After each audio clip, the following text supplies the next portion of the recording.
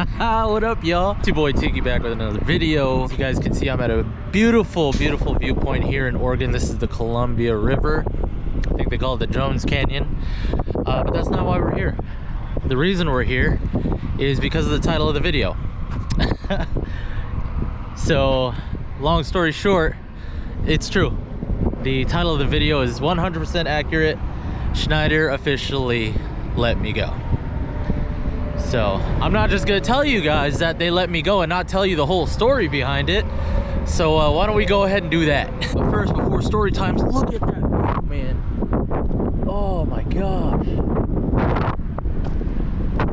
That is absolutely breathtaking, man. I've never... See, I couldn't do this in a truck. I mean, I could have. But that's the nature that I'm in right now. And it's too windy outside to tell you guys a story outside. So let me get in the car and tell you guys a story there. All right, so excuse the messy rental car. So if you guys watched the last video, I was actually driving from Ontario, California to Cheyenne, Wyoming. And I had a load to deliver there. It was my first time going to Cheyenne, Wyoming. And then delivered my load there and got a load from there to go to Denver, Colorado. So we got to see 2 states we've never been to in 1 week. It was an awesome experience, even though I don't like Denver that much. Yeah, man, Denver was an experience, and I-80 through Wyoming was extremely windy. So new drivers, be careful when you're going through I-80 in Wyoming. You're in for a treat with the wind there. But anyway, I got a load from Denver all the way back to Salt Lake City, Utah, and I delivered that load and did not have any time on my 70 left to do any more loads. So I went to the Schneider Operating Center in Salt Lake City, Utah, and did my 34-hour reset there, or tried to. And so I shut down there. It was Sunday night. Backtrack a little bit. Before this point, I requested home time for what would be this weekend. Monday morning when I woke up, which was yesterday, I had a load assigned to me that was to head back to Colorado. And I was like, wait a minute, this load is gonna take me back to Colorado, and the delivery appointment time is the 17th, which is really close to the weekend. This means I won't be getting home in time for my home time. And so I called my driver leader and I told him I wanted to be home this weekend, and I noticed that I have a load in my pre-assignment that's taking me back to Colorado. He goes, oh yeah, I'll take care of that for you. You said you're at Salt Lake? I'm like, yeah, I'm at Salt Lake. And he goes, perfect.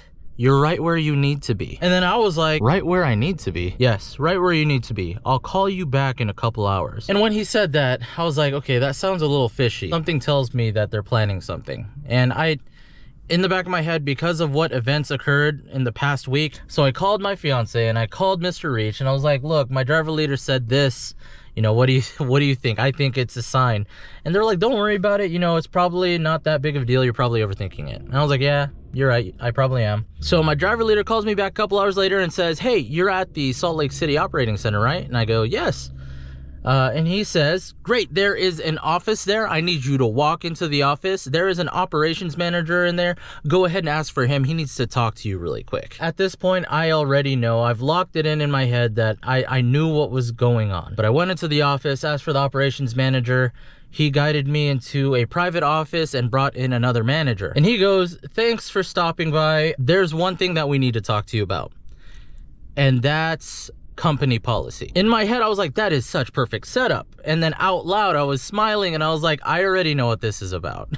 And he goes, oh, you know what this is about? Okay, that makes everything a lot easier.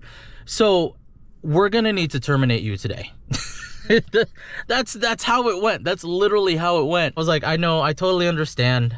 You know, you brought me in here. Once you said company policy, I said I knew right away what we're gonna talk about. So it's okay, I totally understand. And then immediately goes, well, I'm glad that you at least mentally prepared yourself for this. For the record, I have watched all your videos on your channel. You are one of the only few channels that talks about Schneider in a positive light. And I wanna say thank you for that. It's just unfortunate. You know, rules are rules and we have to enforce them. And I said, yep, I get it. I totally understand. You know, it is what it is. And if you guys aren't catching on to why exactly I got fired, let me go ahead and circle it, underline it for you guys so you guys clearly understand. I was terminated by Schneider for not abiding by their electronic use policy.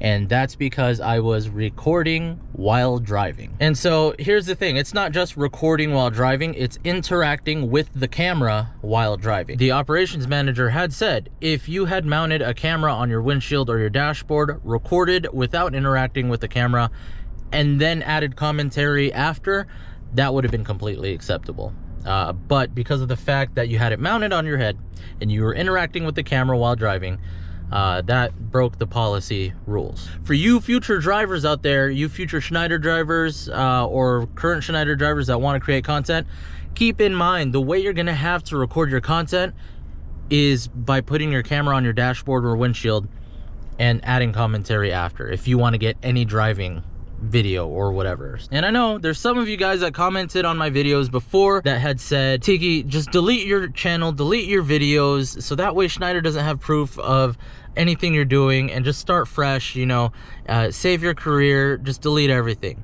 I'm gonna tell you something here. 2 reasons why I didn't do that and why that wouldn't have even mattered at all. The first reason why is because I'm not that type of person. Making a mistake and then deleting all traces of it so I don't get in trouble, no, that's not how I roll. I'll take ownership of all of my mistakes. That's just the kind of person I am. Reason number 2 is that apparently I have been on Schneider's radar since the very beginning of my channel, okay? They have known about what I was doing since the very beginning. Why did they wait so long to let me go? I don't know. I don't know what to tell you. And here's the thing, guys. There's a lot of you that watch my videos and are subscribed to me, comment all the time. Just because I got let go, don't badmouth Schneider at all, okay? Don't boycott Schneider. It's not their fault, it's my fault. I take complete ownership of it. I broke the rules that essentially cost me my job. There's no need for you guys to boycott Schneider. They are an amazing company, okay? If you want to be a company driver or just get your foot in the door with this industry to learn, they are an amazing company for that, okay? They have amazing resources. They have everything you need to learn the industry. A lot of people say, oh, well, you don't get enough training, you're only out on the road for 1 week. Here's the thing, okay? I'm gonna drop some game for you guys. If you go out for a week with that trainer and you still don't feel like you're prepared, say something. Say something. You are allowed to go out for another week with another trainer, okay? So if you feel like you need more time, if you need 3-4 weeks, you let them know. I would like to be out on the road with the trainer for 3 to 4 weeks. It's that whole thing that they say, closed mouths don't get fed or whatever, okay? So open that mouth so you can get fed that training knowledge, all right? So yeah, that's it. I'm no longer with Schneider. No hard feelings. I'm not mad at anyone. I'm not mad at myself. And I know some of you are probably wondering right now, hey, Tiki, what does that mean for the channel? Are you still gonna be a trucker? Are you still gonna make content? What's going on? The answer is yes. I'm still gonna make content and I'm still going to be a truck driver. I'm a firm believer things happen for a reason. When one door closes, another one opens for you. I'm a firm believer in that, and I feel like that's what happened in this situation. And I'll explain more in another video later on, okay? But as of now, just know that I'm not giving up on the truck driving industry. I've fallen in love with it. I want to learn more and I want to get better.